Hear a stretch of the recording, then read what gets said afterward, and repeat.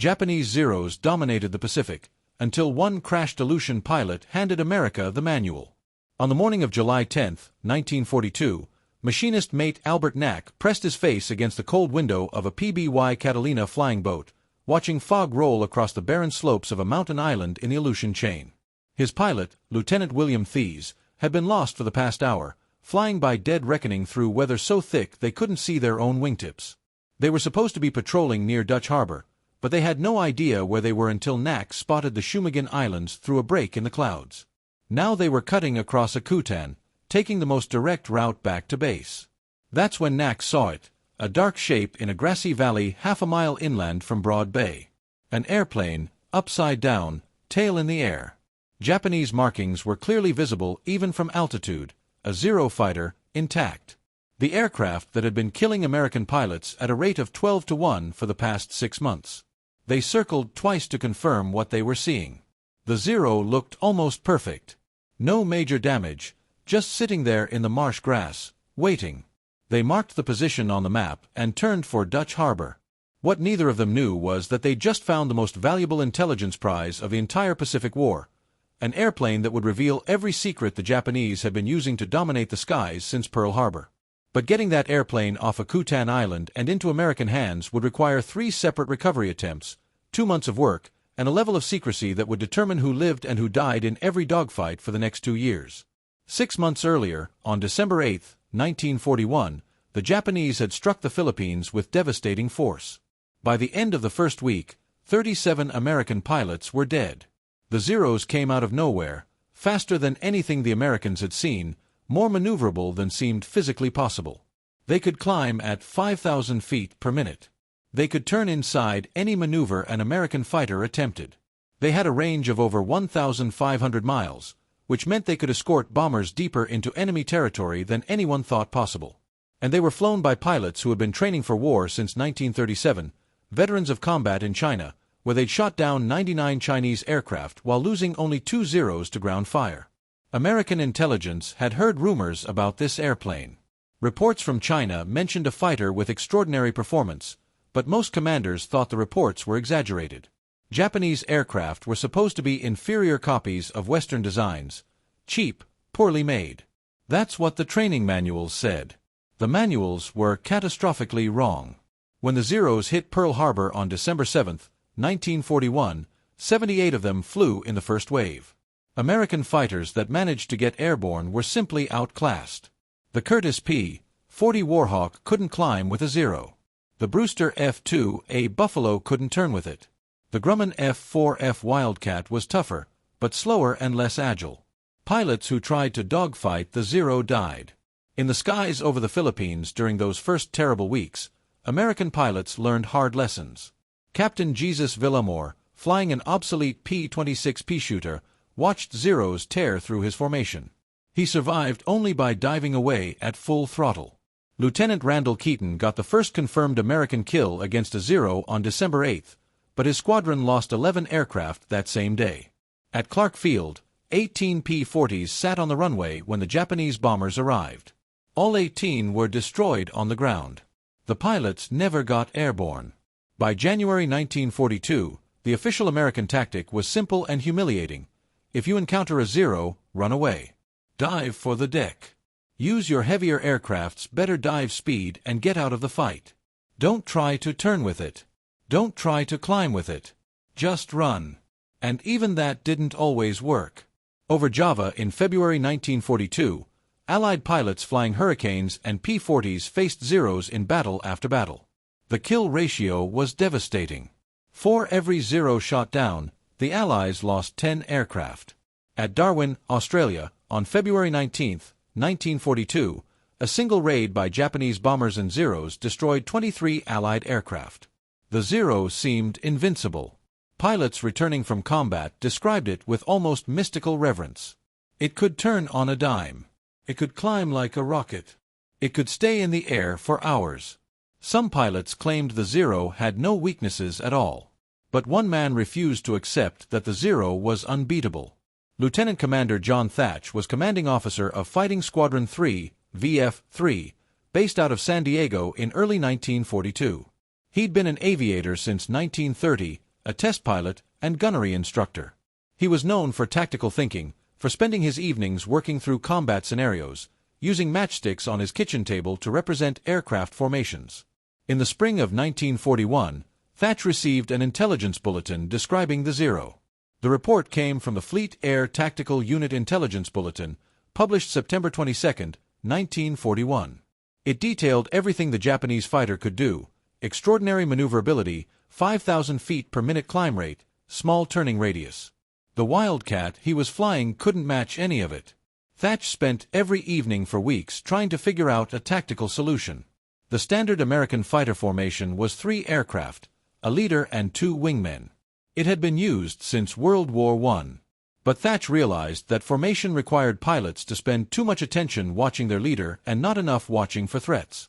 He switched to a 2-plane element, a leader and wingman flying side by side, separated by about the turning radius of a Wildcat.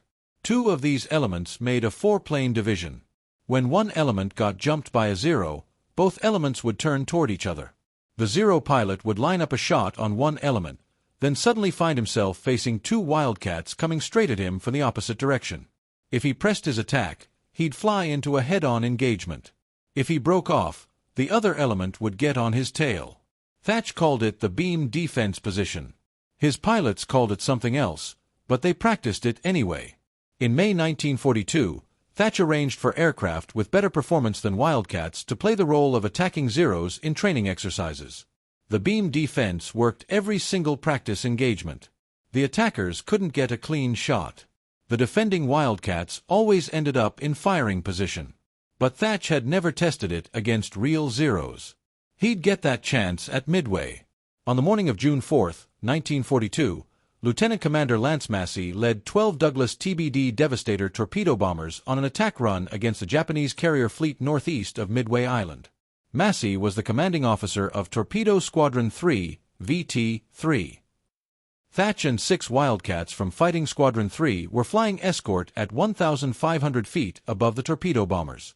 They were supposed to protect Massey's flight from Japanese fighters. But when the torpedo bombers started their attack run shortly after 0800 hours, 20 Zeros dove out of the sun and tore into the formation. Thach's division of 4 aircraft, including himself, his wingman Ensign Robert Dibb, Lieutenant Brainerd Macomber, and Ensign Edgar Bassett, tried to engage. Bassett's Wildcat was hit immediately. The Zero pilot put a burst into Bassett's fuselage. The Wildcat slanted toward the water and exploded. Thach called for Dibb and Macomber to follow him into the beam defense. They turned toward each other. A Zero lined up on Macomber. Thach turned hard toward Macomber and Dibb followed. The Zero pilot saw Thach coming head-on but committed to his attack anyway. Thach squeezed the trigger. His 4.50 caliber machine guns and single 20mm cannon hammered out a 3-second burst. The rounds walked up the Zero's fuselage. Pieces flew off. The Zero's engine erupted in flames and the aircraft fell away, trailing black smoke. First kill using the beam defense, but there were 19 more Zeros and only 3 Wildcats left. Dibb called that he had a Zero on his tail. Thach turned toward him. Dibb turned toward Thach. They crossed paths. The Zero pilot tried to follow Dibb through the turn and flew right into Thach's firing cone. Thach hit him with a head-on burst. The Zero shed part of its engine cowling and burst into flames. Second kill. They kept weaving back and forth. Every 20 to 30 seconds, another Zero would attack. Every 20 to 30 seconds, the weave would position one of the Wildcats for a deflection shot. Macomber's radio was out. He couldn't hear Thach's instructions, but he stayed in formation and followed the turns. The 3 Wildcats survived 17 minutes of continuous combat against 20 Zeros. Thach shot down 3 confirmed kills. Dibb got 1. They lost 1 Wildcat, but Massey and all 12 Devastators were shot down. Not a single torpedo hit. Massey died in the attack. His wingman died. Every pilot in the squadron died. The beam defense position worked, but it required pilots to know the tactic, to practice it, to trust it. Most squadrons had never heard of it. And even when it worked, American pilots were still just surviving, not winning. What American pilots needed wasn't just better tactics. They needed to know the Zero's weaknesses. They needed to understand how it performed at high speeds, how it rolled, how it handled under negative G-forces. They needed test data, actual flight characteristics from an intact Zero. And while Thatch was fighting for his life at Midway, that Zero was about to crash on Akutan Island, 4,500 miles to the north. The pilot's name was Petty Officer First Class Tadayoshi Koga. He was 19 years old, born September 10, 1922, in rural Japan. Son of a carpenter, small for a pilot, barely 5 feet tall, but he'd passed flight training and had been assigned to the carrier Ryujo, flying Zero serial number 4593. The aircraft had left the Mitsubishi Nagoya factory on February 19, 1942, only 3.5 months old, nearly brand new. On June 4, Koga launched from the Ryujo as part of a 3-plane section. His section leader was Chief Petty Officer Makoto Endo. His other wingman was Petty Officer Tsugu Shikata. Their target was Dutch Harbor, a naval base on Unalaska Island in the Aleutians. The attack was part of a diversionary operation during the Battle of Midway. The Japanese hoped to draw American naval forces north while their main carrier strike force hit Midway Island from the west. It was a strategic feint, and Koga's section was part of the deception. They would strike Dutch Harbor enough to make the Americans think a major invasion was coming through the Aleutians. Koga's section attacked Dutch Harbor shortly after 0800 hours on June 4, strafing and bombing American installations. The base was lightly defended, but the Americans fought back with everything they had. Members of the 206th Coast Artillery Regiment fired .50 caliber machine guns at the attacking Zeros. Sailors on ships in the harbor added their own fire. Small arms rounds filled the air. Most missed, but some didn't. During one of his passes, Koga Zero took several hits, small arms fire, probably .50 caliber rounds. One bullet severed his main oil line. The line ran from the oil cooler back to the engine. Without it, his engine would lose all its oil within minutes. Koga saw the oil pressure gauge dropping. He could see oil streaming behind his aircraft, leaving a dark trail in the sky. His engine temperature was rising. Within 5 minutes, maybe less, the engine would seize and the aircraft would fall. He radioed his section leader and headed southwest toward Akutan Island. The Japanese had designated Akutan as an emergency landing site. A submarine was stationed offshore to pick up downed pilots. The island had what looked like a long, flat, grassy valley half a mile inland from the coast.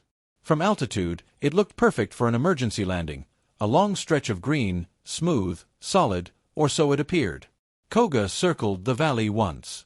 His engine was running rough now, temperature climbing, oil pressure nearly zero. He had maybe 2 minutes before the engine quit completely.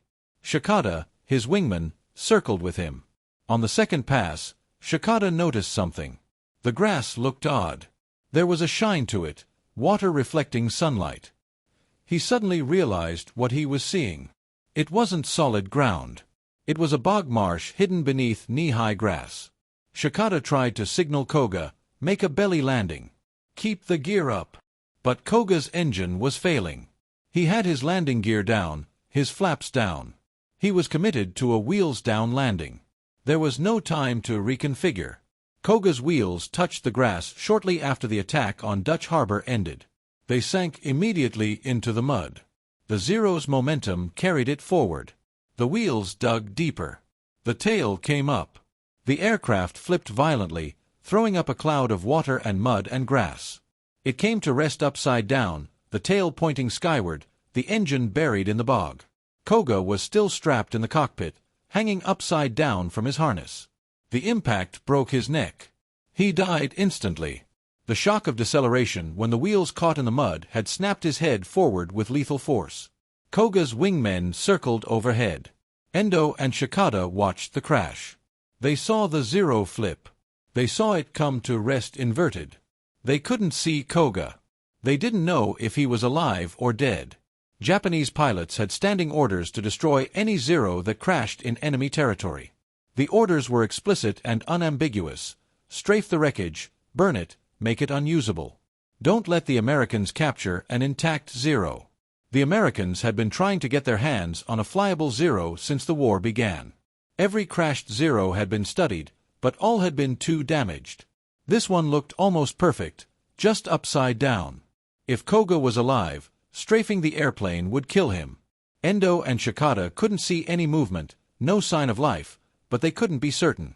They circled for several minutes, waiting, hoping to see Koga climb out. Nothing. The submarine was waiting offshore. They had to leave before American aircraft arrived. Japanese fighters were low on fuel. The attack was over. They had to return to the Ryujo. Endo and Shikata made a decision. They left the Zero intact and flew back to their carrier. They'd failed to follow their orders. They knew the consequences. They knew an intact Zero in American hands would be catastrophic for Japan, but they couldn't bring themselves to kill their friend. That moment of compassion, that human decision, would change the course of the Pacific War. The crash site remained undisturbed for 36 days. Akutan Island is one of the most remote places on Earth.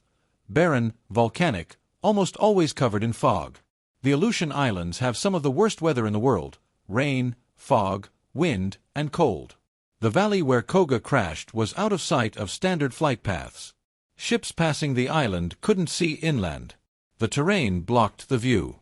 The Zero sat there through June, through the first week of July, slowly sinking deeper into the bog.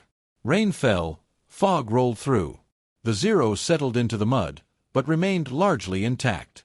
The inverted position actually helped preserve it. The engine and cockpit were protected from the elements. On July 10, 1942, Lieutenant William Thies and his PBY crew spotted the Zero by pure chance. They'd been lost in the fog, only found the wreckage because they cut across the island instead of flying around it.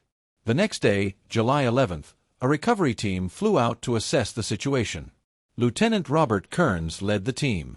They landed on the coast and hiked half a mile inland through rough terrain. When they reached the crash site, they found Koga's body still in the cockpit, hanging upside down from his harness. They pulled him out carefully. His neck was clearly broken. They could see the angle was wrong. They dug a grave on a nearby knoll overlooking the valley. They had no chaplain, but they gave Koga as proper a burial as circumstances allowed. They marked the grave with stones. Then they examined the Zero.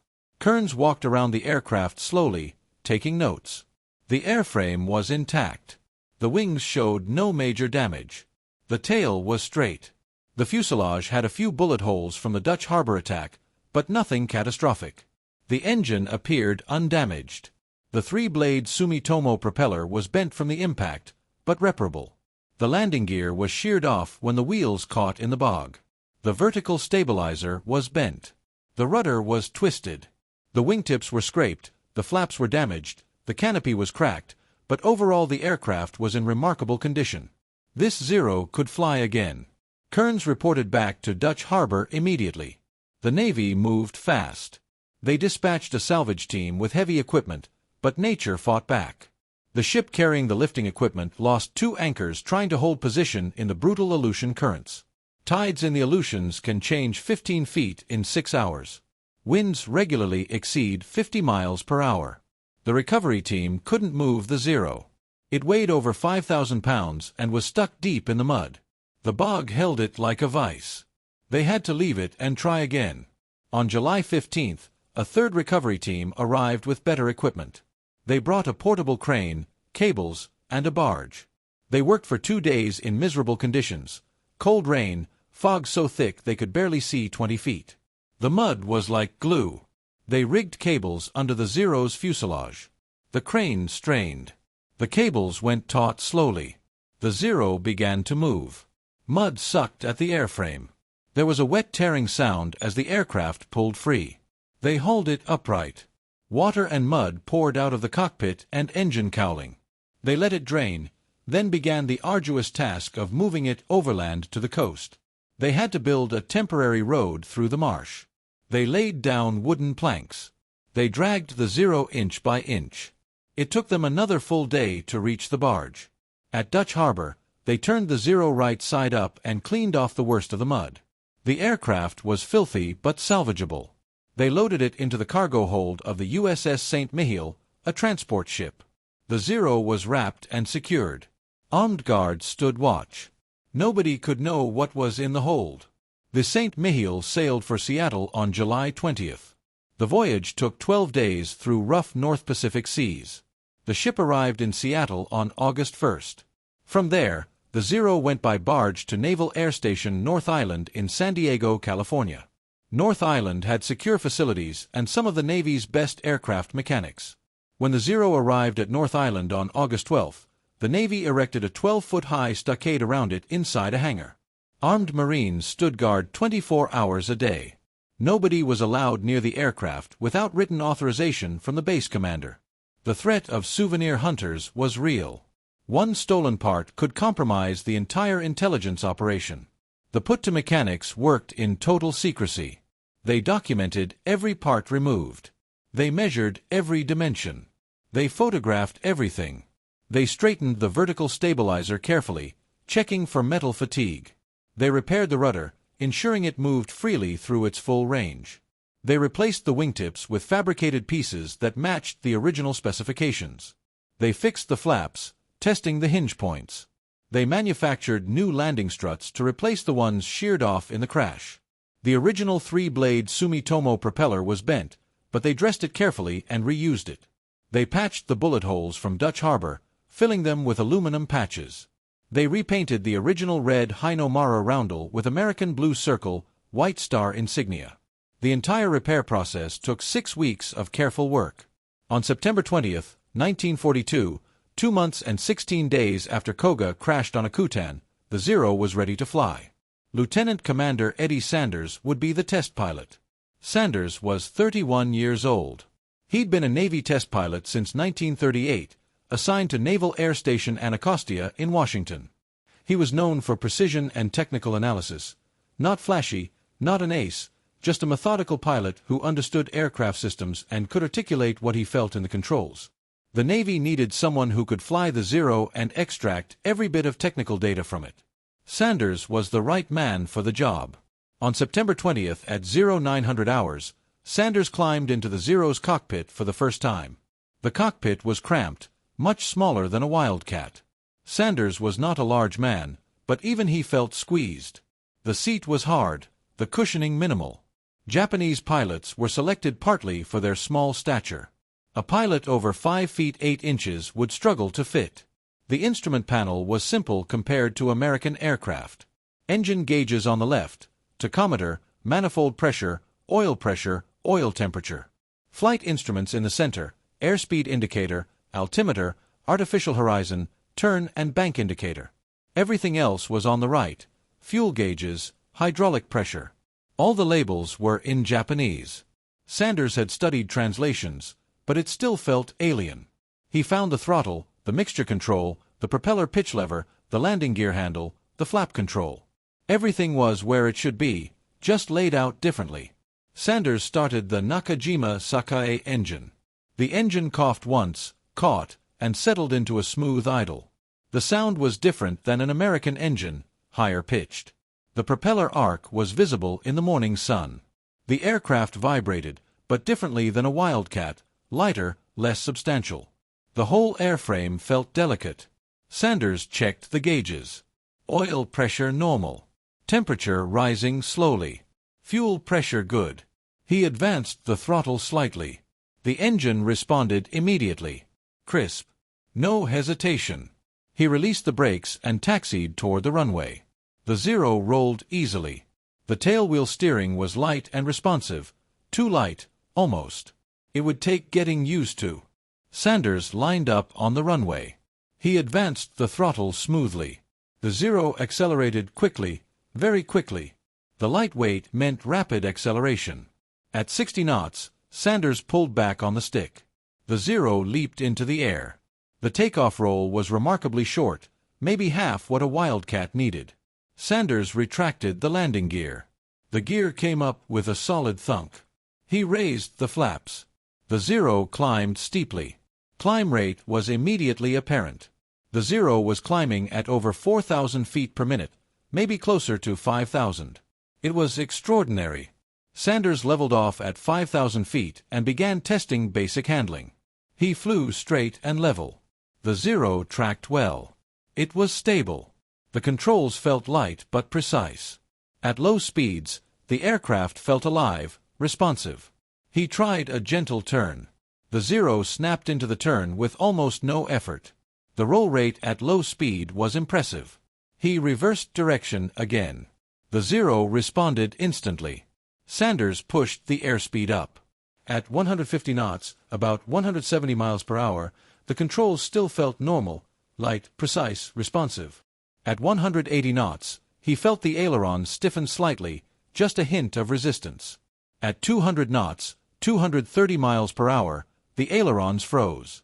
Sanders tried to roll the aircraft. He pushed the stick hard to the right.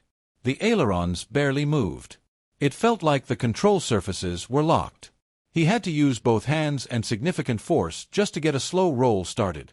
The fabric-covered control surfaces were ballooning with air pressure at high speeds. They were becoming rigid, immovable.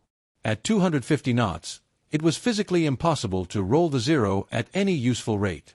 A pilot could push with all his strength and get maybe a few degrees of bank per second. In combat, that was nothing. An American pilot in a Wildcat or Corsair could roll hard right or left at high speed, and the Zero couldn't follow. Sanders made careful notes. This was critical. Everything changed above 200 knots. Sanders tested roll rate in both directions. The Zero rolled to the left more easily than to the right. There was a definite asymmetry, about a 20% difference, probably related to engine torque and propeller rotation. The engine turned clockwise as viewed from the cockpit, that created a rolling moment to the left.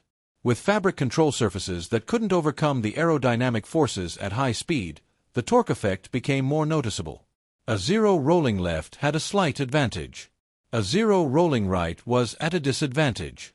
American pilots could exploit that. If a Zero was on your tail, roll hard right, the Zero pilot would have an even harder time following. Then Sanders tested negative G maneuvers. He climbed to 10,000 feet. He pushed the nose down into a dive, building speed at 250 knots. He pulled back hard on the stick, then pushed forward abruptly to unload the wings. 0G, then -1G, then -2G. The engine coughed, sputtered, nearly quit. Sanders felt the power drop away. The propeller kept windmilling, but the engine was producing almost no thrust. He pushed the nose down, bringing positive Gs back. The engine caught again. Power returned. He tried it again. Same result. The Zero's engine used a float-type carburetor. Under negative acceleration, the float valve couldn't maintain fuel pressure. The carburetor starved. The engine quit. If an American pilot pushed his aircraft into a dive with negative Gs, the Zero following him would lose power and fall behind. That single weakness could save countless lives. Sanders flew for 90 minutes on that first flight. He tested climbs, dives, turns, stalls, and slow flight. He documented maximum speed, which was about 330 miles per hour, respectable, but not exceptional. The Wildcat was nearly as fast. The new Corsair and Hellcat would be faster. He tested rate of climb, which was extraordinary, over 4,000 feet per minute from sea level to 10,000 feet. The Zero could outclimb anything America had flying. He tested turn radius at various speeds. At low speeds, the Zero could turn incredibly tight, tighter than any American aircraft. But above 200 knots, the turn radius opened up considerably. The controls became too heavy to execute sharp turns. Sanders landed after 90 minutes. He taxied in and shut down. A crowd of officers and engineers waited by the hangar. Everyone wanted to hear what he'd discovered. Sanders climbed out of the cockpit. His flight suit was soaked with sweat. His hands ached from fighting the controls at high speed. He walked straight to the commanding officer. His first words were simple. He told them he'd found critical weaknesses that American pilots could exploit. The ailerons froze at speeds above 200 knots. Rolling maneuvers at high speeds were slow and required enormous force. The Zero rolled to the left easier than to the right. The engine cut out under negative acceleration. They now had answers, real, actionable intelligence. Sanders flew 24 test flights between September 20th and October 15th. Each flight revealed more data. He tested the Zero against a Wildcat in mock combat. The Wildcat pilot tried every maneuver. At low speeds, the Zero dominated completely. It could turn inside the Wildcat every time. But when the Wildcat used speed, diving attacks, and high-speed reversals, the Zero couldn't follow. The tables turned completely. Sanders tested armament. The Zero had two 7.7 mm machine guns in the nose and two 20 mm cannons in the wings. The machine guns were rifle caliber, inadequate against armored American aircraft. The cannons were effective, but had limited ammunition, only 60 rounds per gun. A few seconds of firing, and they were empty. The trigger was mounted on the throttle, not the control stick, an unusual design. Sanders found it awkward. He tested visibility. The canopy provided excellent visibility in most directions, better than a Wildcat. But there was a large blind spot behind and below. The headrest blocked the view. An American pilot diving from above and behind could stay in that blind spot until the last second. Sanders tested durability. The Zero's construction was extremely light. The aluminum skin was thinner than American standards. There was no armor around the cockpit, no self-sealing fuel tanks. A few .50 caliber rounds in the right place could cause catastrophic damage. The Zero was designed for performance, not survivability. It was a knife fighter, deadly if it got close, but fragile. Sanders documented everything in his official report. He wrote that the very first flight exposed weaknesses American pilots could exploit with proper tactics. He described the aileron freeze at speeds above 200 knots. He explained the asymmetric roll rate. He detailed the carburetor problem under -G. He provided specific recommendations. American pilots should avoid turning fights at low speeds. They should use diving attacks from altitude, building speed past 250 knots. They should make a single firing pass, then zoom back to altitude using speed and climb rate.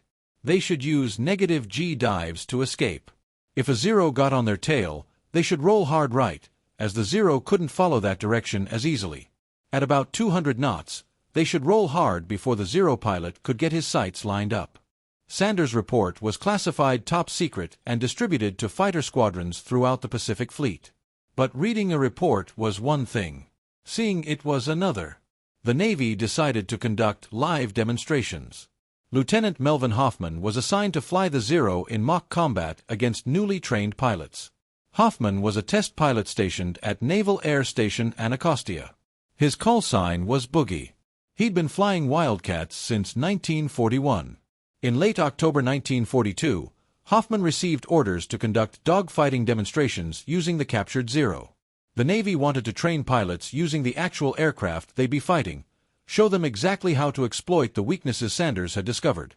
The demonstrations were held over San Diego Bay throughout late 1942 and into 1943. Each engagement was designed to test specific tactics. The first demonstration showed low-speed turning fights. Hoffman flew the Zero against 4 Wildcat pilots who just completed training. The Wildcats tried every maneuver they knew. Hoffman stayed on their tails through every turn. The Zero was simply too maneuverable at low speeds. One by one, the Wildcats would have been shot down. The student pilots watched Hoffman outmaneuver them effortlessly. They learned the lesson viscerally: don't dogfight a Zero at low speeds. You'll lose every time. The second demonstration showed high-speed diving attacks. The Wildcat pilots started at 10,000 feet. Hoffman in the Zero started at 5,000 feet. The Wildcats rolled inverted and dove, building speed past 250 knots. Hoffman tried to follow. He rolled the Zero, or tried to. The students watching from the ground saw Hoffman struggling with the controls. The Zero's roll was painfully slow. The Wildcats completed their dives, pulled out at 2,000 feet, and zoomed back to altitude. Hoffman was still trying to get the Zero pointed downward. By the time he rolled in, the Wildcats were already climbing away. The students understood immediately: hit the Zero fast. Don't slow down. Use speed as your weapon.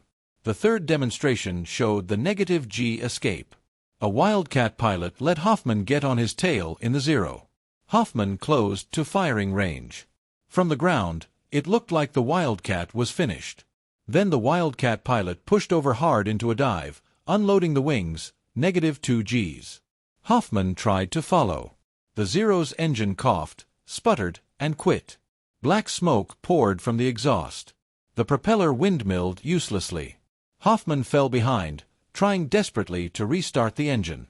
The Wildcat pilot extended the range, brought the nose up, restored positive Gs. The Zero's engine caught and restarted, but by then the Wildcat was 2,000 feet away and climbing. The students watched the smoke trail from Hoffman's engine. They saw how quickly the Zero lost power. They understood, if a Zero gets on your tail, push over hard. Use negative Gs. The Zero can't follow. The demonstrations continued for months. Hundreds of pilots rotated through the training program. Each one flew against Hoffman in the captured Zero. Each one saw the Zero's weaknesses demonstrated in actual flight. Each one learned the tactics that would keep them alive. Pilots who went through the training talked about it constantly. They described what they'd seen. They explained the tactics. By early 1943, word had spread throughout the Pacific Fleet. The Zero had weaknesses, specific, exploitable weaknesses. Don't turn with it at low speeds. Attack from high altitude with speed. Roll hard right at high speeds. Use negative Gs to escape. The tactics worked. Marine Corps Pilot Lieutenant Colonel Kenneth Walsh went through the training in early 1943. Walsh would go on to shoot down 21 Japanese aircraft during the war. Years later, he credited the Akutan Zero training with saving his life multiple times. He said knowing what to do with a Zero on his tail, information that came from Koga Zero, saved his life several times. Other pilots echoed his intuitive assessment. The captured Zero was a treasure. No other captured machine had ever unlocked so many secrets at a time when the need was so great. In January 1943, American pilots began shooting down Zeros at rates that shocked Japanese commanders. The kill ratio started shifting. In July 1942, before the Akutan Zero was tested, the ratio had been 12 Japanese kills for every 1 American loss. By March 1943, 4 months after the training demonstrations began, the ratio was nearly even. By June 1943, American pilots were killing more Zeros than they were losing. The change wasn't because of better aircraft, although new planes were arriving. The Wildcat was still the primary fighter in many squadrons. The change was because of knowledge. American pilots understood how the Zero performed. They knew when it was dangerous and when it was vulnerable. They could predict what a Zero pilot would do and counter it effectively. What the Japanese didn't understand was why their tactics were failing. Zero pilots had been using the same combat techniques since 1937. They'd worked perfectly in China. They'd worked at Pearl Harbor. They'd worked in the Philippines, in the Dutch East Indies, in Burma, over the Coral Sea. Suddenly, in early 1943, those techniques stopped working. American pilots were avoiding turning fights. They were attacking from altitude with high-speed dives. They were rolling away at speeds where the Zero couldn't follow. Japanese pilots tried to adapt. They tried tighter turns, hoping to force the Americans into slow-speed engagements, but American pilots refused to turn. They'd attack, then extend range using speed and altitude. No matter what bait the Japanese offered, the Americans wouldn't take it. Japanese pilots tried aggressive pursuit, closing the range before the Americans could dive away. But American pilots used negative G dives that somehow caused problems for pursuing Zeros. The Japanese pilots couldn't understand why their engines were cutting out.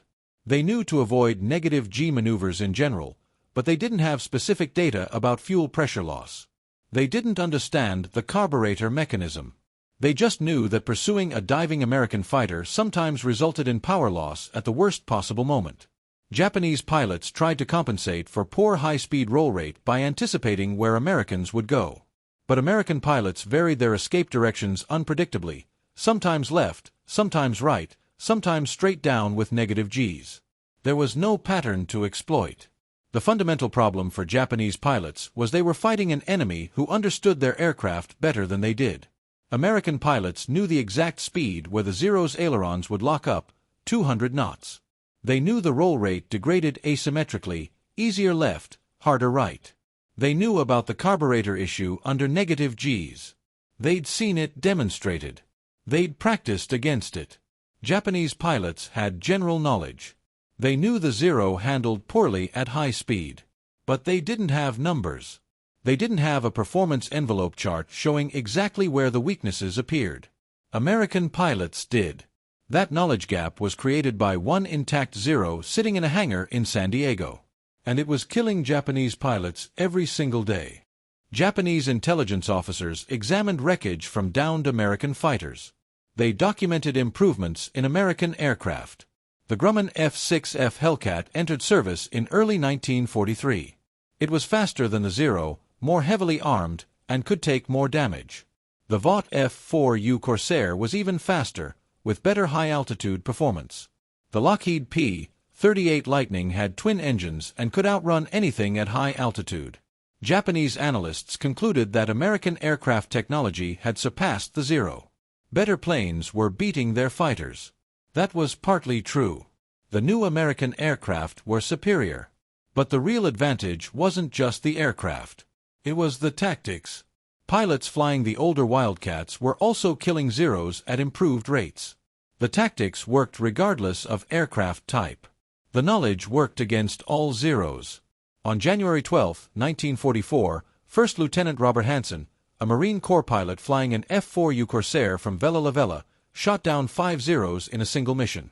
He used the high-speed attack tactics developed from the Akutan Zero data: dive from altitude, build speed past 250 knots, make a single firing pass, zoom back to altitude.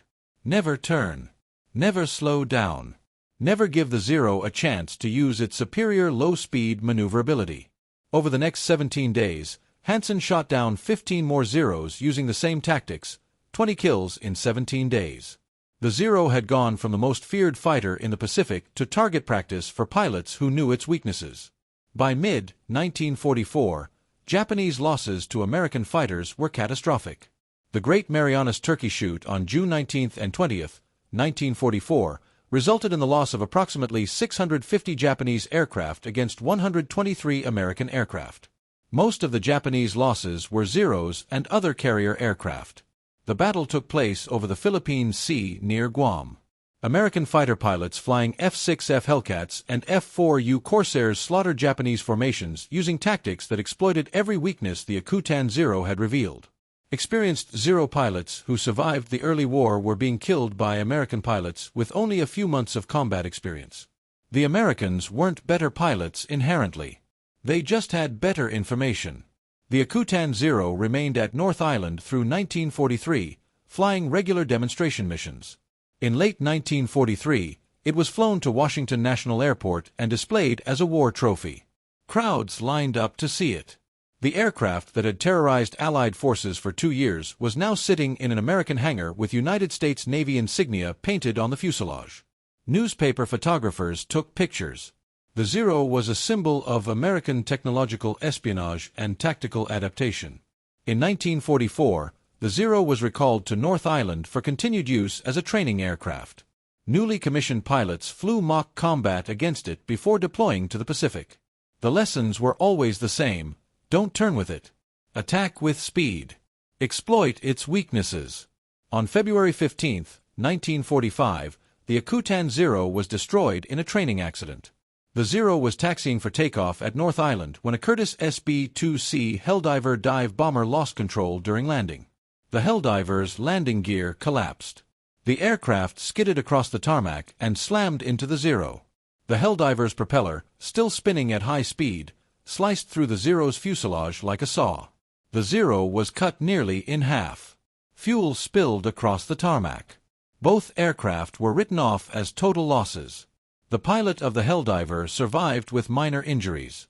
Nobody was in the Zero at the time, but the most valuable intelligence asset of the Pacific War was gone. By then it didn't matter. The Akutan Zero had already served its purpose. It had revealed the Zero's secrets. It had trained thousands of pilots. It had changed the air war in the Pacific. The knowledge it provided would never be lost. William Thies, the PBY pilot who spotted the Zero on July 10, 1942, survived the war. He continued flying patrol missions throughout the Aleutian campaign and later in the Central Pacific. He flew submarine patrols, search and rescue missions, and anti-shipping strikes. He retired from the Navy in 1946 with the rank of lieutenant commander. He never received official recognition for finding the Zero. His name appears in operational reports, but he was never decorated for the discovery. Thies died in 1989 at age 73. His obituary mentioned his service as a patrol pilot, but made no mention of the most important discovery of his career. Albert Knack, the machinist mate who first saw the Zero from the window of Thies's PBY, went on to serve in the Pacific through the end of the war. He participated in numerous patrol and rescue operations. After the war, he returned to his home state of Michigan and worked as an automotive mechanic. He rarely talked about spotting the Zero. To him, it was just another patrol flight. He'd seen plenty of crashed aircraft. He had no idea this one would change history. Knack died in 1994 at age 78. Robert Kearns, who led the first recovery team and gave Koga a burial on Akutan, continued serving in the Pacific. He participated in amphibious operations in the Gilbert Islands and the Marianas. He was promoted to lieutenant commander and served as a salvage operations officer. After the war, he worked in commercial shipping. Kearns never knew the full impact of the Zero he'd helped recover. To him, it was just one of many salvage operations he'd conducted during the war. He died in 2001 at age 86. Eddie Sanders, the test pilot who flew the Akutan Zero on its first American flight, continued his distinguished career. He flew combat missions in the Pacific, testing new aircraft and training pilots. After the war, he stayed in the Navy and rose to the rank of Rear Admiral. He served in anti-submarine warfare development during the Cold War, working on tactics and technology to counter Soviet submarines. Sanders rarely discussed the Akutan Zero publicly. The test flights remained classified for years. When historians finally interviewed him in the 1980s, Sanders described the Zero as a remarkable aircraft at low speeds, but with obvious limitations at high speeds. He said American pilots could exploit those limitations easily once they understood what they were. Sanders died in 1998 at age 87. Melvin Hoffman, who conducted the dogfighting demonstrations, also became a Rear Admiral. He trained hundreds of pilots in anti-Zero tactics throughout the war. After the war, he served in various command positions and helped develop jet fighter tactics during the transition from propeller to jet aircraft. Hoffman credited the captured Zero with being one of the most valuable training tools the Navy had during the Pacific War. He said seeing the Zero's weaknesses in actual flight was worth 1,000 intelligence reports. Hoffman died in 2003 at age 87. John Thatch, who developed the beam defense position that became known as the Thatch Weave, rose to full admiral. He continued refining fighter tactics throughout the war. When the Japanese resorted to kamikaze attacks in late 1944, Thatch developed the Big Blue Blanket Defense System, a layered fighter patrol system that provided effective protection against suicide aircraft. After the war, Thatch served as Deputy Chief of Naval Operations for Air and later as Commander-in-Chief of United States Naval Forces Europe. He retired in 1967. When asked about the most important tactical development of the Pacific War, Thatch always mentioned the captured Zero. He said the Zero had been a mystery before Akutan. After Akutan, it was just another airplane with known characteristics and exploitable weaknesses. Thatch died in 1981 at age 76. Tadayoshi Koga's body remained buried on Akutan Island until 1947. The American Graves Registration Service conducted a systematic search of battlefield and crash site burials throughout the Pacific. They found Koga's grave on Akutan and exhumed his remains. His body was reburied at Adak Island Cemetery further down the Aleutian chain alongside other Japanese war dead recovered from the region. In 1953, the Adak Cemetery was excavated. 236 Japanese bodies were repatriated to Japan. 13 were identified by name. The remaining 223, including Koga, were reinterred as unknown soldiers at Kidorigafuchi National Cemetery in Tokyo. Koga's family never learned what happened to him.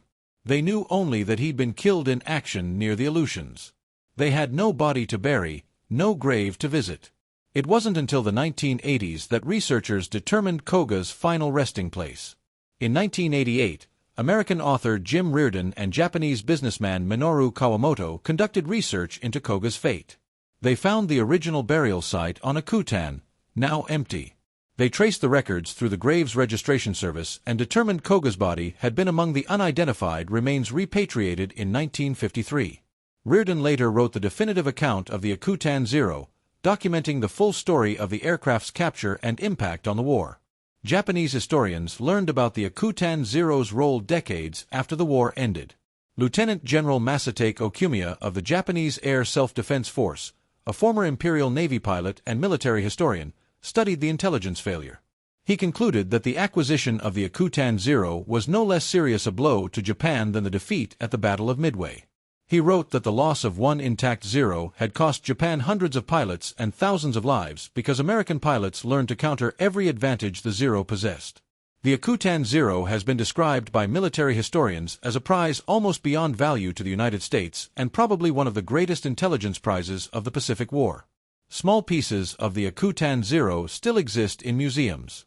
William Leonard, an aviation machinist who witnessed the 1945 collision that destroyed the aircraft, salvaged several gauges and instruments from the wreckage before it was hauled away. He kept them for decades, then donated them to the National Museum of the United States Navy in Washington, D.C. The gauges are displayed in a case with a small placard explaining their origin. The Alaska Heritage Museum in Anchorage has fragments of aluminum skin and a piece of the control stick.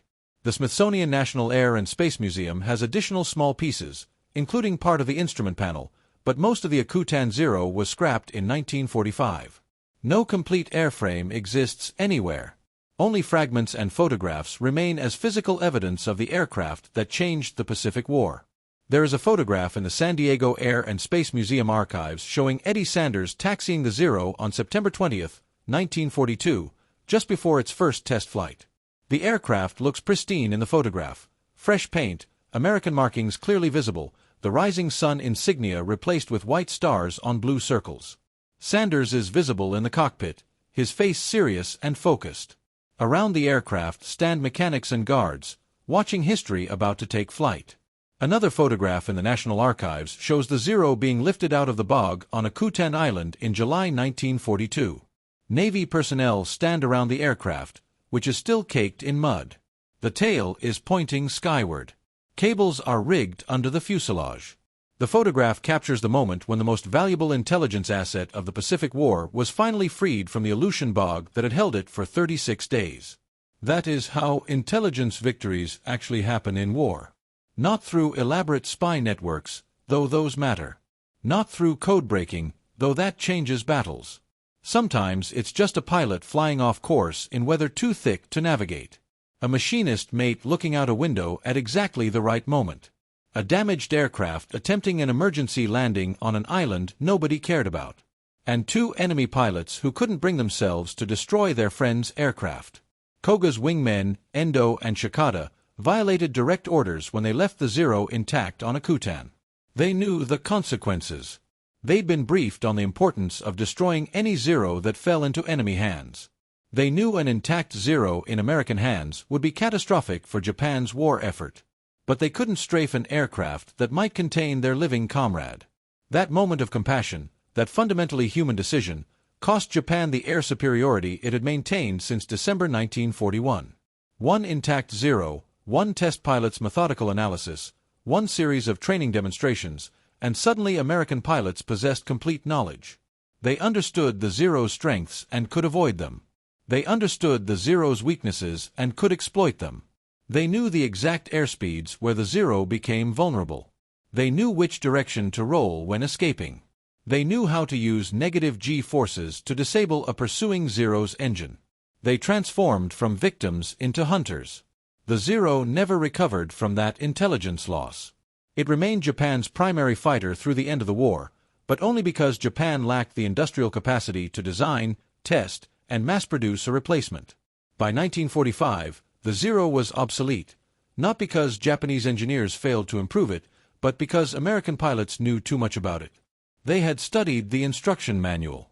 They had learned every secret, and they used that knowledge to dominate the skies over the Pacific for the final 3 years of the war.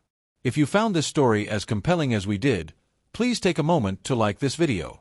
It helps us share more forgotten stories from the Second World War. Subscribe to stay connected with these untold histories. Each one reveals how individuals, often acting on instinct or compassion, changed the course of history. And we would love to hear from you. Leave a comment below telling us where you are watching from. Our community spans every continent, from those who remember these events to those discovering them for the first time. Thank you for watching, and thank you for keeping these stories.